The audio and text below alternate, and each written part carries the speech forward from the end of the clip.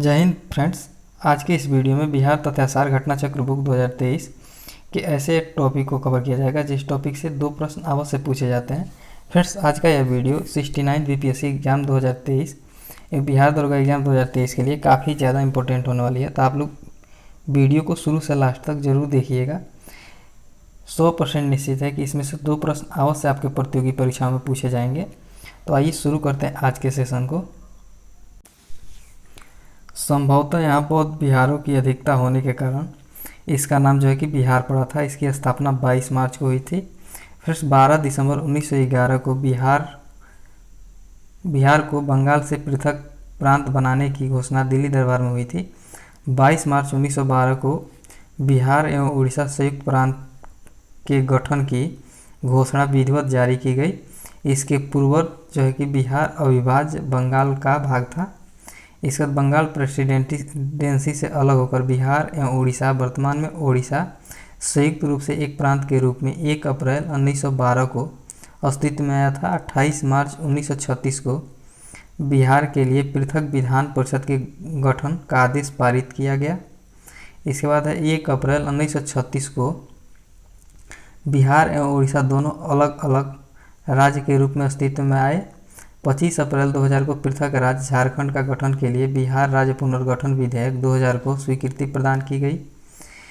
2 अगस्त 2000 को लोकसभा एवं 11 अगस्त 2000 को राज्यसभा में बिहार राज्य पुनर्गठन विधेयक 2000 को पारित कर दिया गया। 25 अगस्त 2000 को विधेयक पर राष्ट्रपति, उस समय के राष्ट्रपति थे डॉक्टर KR नारायण, ने मंजूरी के साथ बिहार राज्य 2 हिस्सों में विभाजित हो गया। फ्रेंड्स, यह भी क्वेश्चन पूछता है कि झारखंड के विभाजन के समय भारत के राष्ट्रपति कौन थे, तो डॉक्टर KR नारायण उस समय भारत के राष्ट्रपति थे। इसके बाद है 15 नवंबर 2000 को झारखंड एक नए राज्य के रूप में अस्तित्व में आया। इसके बाद प्रदेश की जो बिहार की राजधानी है वो पटना है। उच्च न्यायालय भी पटना में है, जिसकी स्थापना 1 दिसंबर 1913 को हुई थी एवं इसका उद्घाटन जो है कि 3 फरवरी 1916 को किया गया था। फ्रेंड्स, यह क्वेश्चन कई बार बीपीएससी के द्वारा पूछा गया है कि पटना उच्च न्यायालय की जो स्थापना है वो कब हुआ था, तो 1 दिसंबर 1913 को हुआ था। आप लोग इसे जरूर याद रखिएगा। इसके बाद आइए देखते हैं क्षेत्रफल की दृष्टि से राज्यों का क्रम। तो क्षेत्रफल की दृष्टि से भारत का जो है 12वां राज्य जम्मू और कश्मीर के पुनर्गठन के पश्चात सबसे बड़ा राज्य है। राज्यों एवं केंद्र शासित प्रदेशों के समग्र रूप से 13वां स्थान है। लद्दाख केंद्र शासित प्रदेश को शामिल करने के पश्चात है। जनसंख्या की दृष्टि से तीसरा जो है कि राज्य है 2011 की जनगणना के अनुसार भारत में स्थान। फ्रेंड्स, राजकीय भाषा जो है कि बिहार का हिंदी है। द्वितीय राजकीय भाषा की बात की जाए तो उर्दू है। राजकीय प्रतीक की बात किया जाए तो राजकीय जो वृक्ष है वो पीपल, राजकीय पुष्प गेंदा, राजकीय पशु बैल है, 2013 से पहले ऋक्ष था। राजकीय पक्षी गौरैया है, इससे पहले नीलकंठ जिसको नागता बोला जाता था वो था।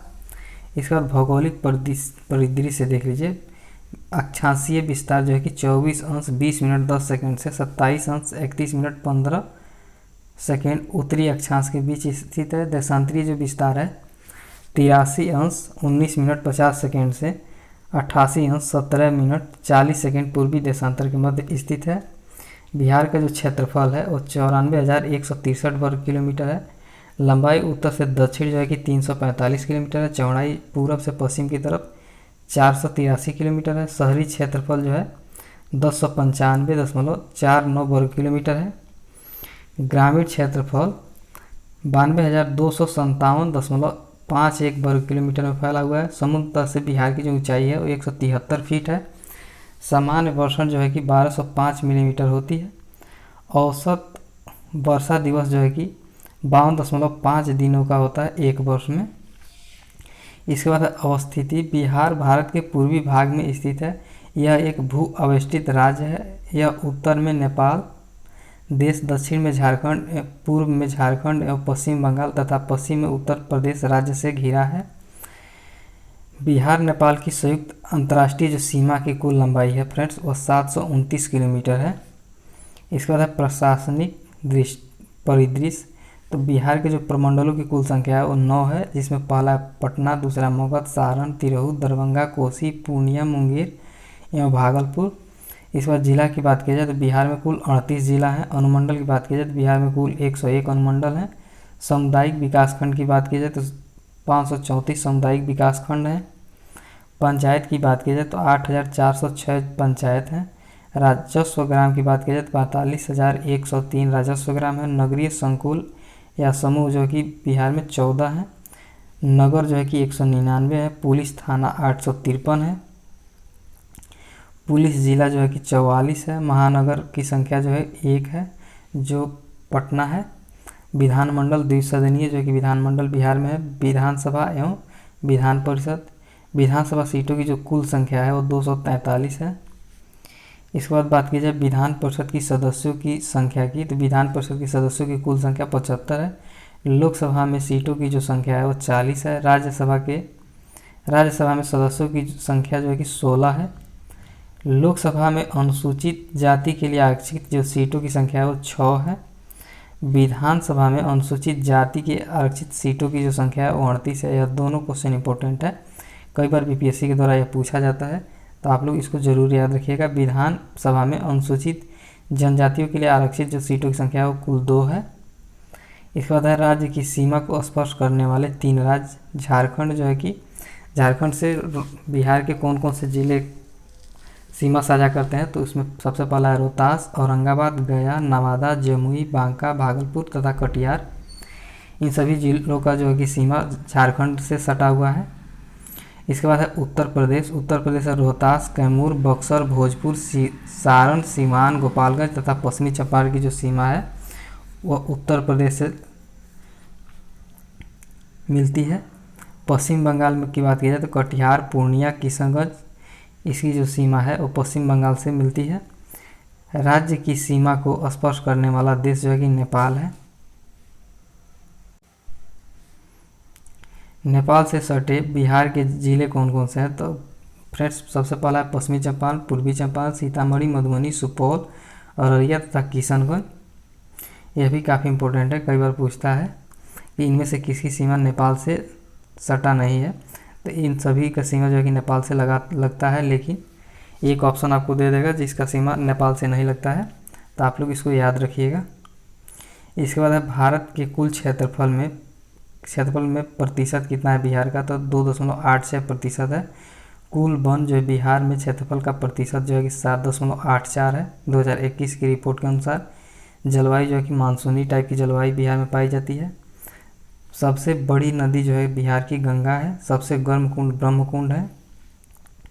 आप लोग कमेंट करके बताइएगा ब्रह्मकुंड किस जिले में स्थित है। इसके बाद सर्वाधिक पाई जाने वाली मिट्टी कौन सी है, तो जलोढ़ मिट्टी बिहार में सर्वाधिक पाई जाती है। सर्वप्रमुख खाद्य फसल की बात की जाए तो चावल जो कि सर्वप्रमुख खाद्य फसल है बिहार की। सर्वाधिक क्षेत्रफल वाले 3 जिलों के घटते क्रम, तो सर्वाधिक क्षेत्रफल में सबसे पहला है पश्चिमी चंपारण, उसके बाद है गया, उसके बाद पूर्वी चंपारण। सबसे कम क्षेत्रफल वाले 3 जिले के बढ़ते क्रम शिवहर, अरवल तथा शेखपुरा। फ्रेंड्स यहाँ से काफ़ी इंपॉर्टेंट पॉइंट है, आप लोग इसको नोट डाउन करते जाइएगा। इसके बाद है जनसंख्या। तो बिहार की जो कुल जनसंख्या है वह 10,40,99,452 लगभग 10,41,00,000 के आसपास है, जिसमें पुरुषों की जो संख्या है वह है 54,42,78,157। महिला जनसंख्या की बात की जाए तो 4,98,21,295 है। जनसंख्या घनत्व की बात की जाए तो 1106 व्यक्ति प्रति वर्ग किलोमीटर जनसंख्या घनत्व है। जनसंख्या वृद्धि दर 25.4% है। भारत की कुल जनसंख्या का 8.60% है। लिंगानुपात की बात की जाए तो 918। शिशु लिंगानुपात की बात की जाए तो 935 है। साक्षरता दर की बात की जाए तो 61.80% बिहार की साक्षरता दर है। पुरुष साक्षरता दर की बात की जाए तो 71.2% पुरुष साक्षरता दर है। महिला साक्षरता दर की बात की जाए तो 51.5% महिला साक्षरता दर है। ग्रामीण साक्षरता दर की बात की जाए तो 59.78% ग्रामीण साक्षरता दर है, जिसमें पुरुष साक्षरता दर 69.67% तथा महिला साक्षरता दर 49% है। इसके बाद शहरी साक्षरता दर की बात की जाए तो 76.86% शहरी साक्षरता दर है, जिसमें पुरुष जो है कि 82.56% तथा महिला 70.49% है। ग्रामीण जनसंख्या की बात की जाए तो 88.71% ग्रामीण जनसंख्या, शहरी जनसंख्या की बात की जाए तो 11.29% शहरी जनसंख्या है। सर्वाधिक जनसंख्या वाले 3 जिले, यह भी क्वेश्चन कई बार बीपीएससी के द्वारा पूछा जाता है, तो आप लोग इसे भी याद रखिएगा। सबसे ज़्यादा जनसंख्या है पटना का, उसके बाद पूर्वी चंपारण, उसके बाद मुजफ्फरपुर। न्यूनतम जनसंख्या वाले 3 जिलों की बात की जाए तो शेखपुरा, शिवहर तथा अरवल है। इसके बाद नेक्स्ट पॉइंट है सर्वाधिक जनघनत्व वाले जिलों की बात की जाए तो सर्वाधिक जनघनत्व वाले शिवहर है, जहाँ पे 1880 व्यक्ति प्रति वर्ग किलोमीटर में है। दूसरा में पटना है 1823 व्यक्ति। उसके बाद है दरभंगा 1728 व्यक्ति पर वर्ग किलोमीटर में। न्यूनतम जनघनत्व वाले 3 जिलों की बात की जाए तो कैमूर में है 488 व्यक्ति पर वर्ग किलोमीटर। उसके बाद जमुई में है 568 व्यक्ति पर वर्ग किलोमीटर। बांका में जो है कि 674 व्यक्ति पर वर्ग किलोमीटर में है। सर्वाधिक लिंगानुपात वाले 3 जिलों की बात की जाए तो सबसे पहला है गोपालगंज, जहाँ पे 1021 है। उसके बाद है सिवान 988, सारण में 954। इसके बाद न्यूनतम लिंगानुपात वाले 3 जिले की बात की जाए तो सबसे कम मुंगेर, उसके बाद है भागलपुर, उसके बाद है खगड़िया। इसके बाद बात की जाए सर्वाधिक साक्षरता दर वाले 3 जिलों की, तो सबसे अधिक साक्षरता दर बिहार में रोहतास ज़िले में है। रोहतास ज़िले के लोगों के पास, जहां 73.37% साक्षरता दर है। पटना में 70.68% तथा भोजपुर में 70.47%। न्यूनतम साक्षरता दर वाले 3 जिलों की बात की जाए तो सबसे कम पूर्णिया का है, उसके बाद सीतामढ़ी, उसके बाद कटिहार। इसके बाद नेक्स्ट है सर्वाधिक पुरुष साक्षरता वाला जिला, जो है कि सबसे रोहतास है। न्यूनतम पुरुष साक्षरता वाला जिला की बात की जाए तो पूर्णिया। सर्वाधिक महिला साक्षरता वाला जिला रोहतास है। न्यूनतम महिला साक्षरता वाला जिला सहरसा है। इसके बाद नेक्स्ट है महत्वपूर्ण तट। पटना जिले के फतुहा स्थल के समीप गंगा में मिलने वाली सहायक नदी का नाम जो है कि पुनपुन है। भारत में बिहार का जूट उत्पादन में स्थान जो है कि दूसरा है। त्रिवेणी नहर का उद्गम होता है गंडक नदी से। इसके बाद है कैमूर का पठार प्रसिद्ध है चूना पत्थर के लिए। अनुपम झील बिहार में स्थित है कैमूर जिले में। इसके बाद है बिहार का सबसे बड़ा वन्य जीव अभ्यारण्य कैमूर वन्य जीव अभ्यारण्य है। बिहार की सुमेश्वर, यानी जिसको सुमेश्वर बोला जाता है, पर्वत श्रेणी का निर्माण काल है प्लास्टोसीन काल। बिहार में राष्ट्रीय राजमार्गों की कुल लंबाई सड़क परिवहन और राजमार्ग मंत्रालय भारत सरकार के अनुसार 5358 किलोमीटर है 31 मार्च 2019 तक, जबकि बिहार आर्थिक समीक्षा के अनुसार जो है कि 5947.84 किलोमीटर है सितंबर 2021 तक के आंकड़ा के अनुसार। छोटा नागपुर के जंगल की मुख्यतः वनस्पति पर्णपाती है। गौतम बुद्ध वन्यजीव अभ्यारण्य और राष्ट्रीय उद्यान अवस्थित है कहाँ पे, तो बिहार के गया जिले में। वर्तमान जो है कि जून 2022 बिहार में कुल जिलों की संख्या कितनी है, तो 38 है।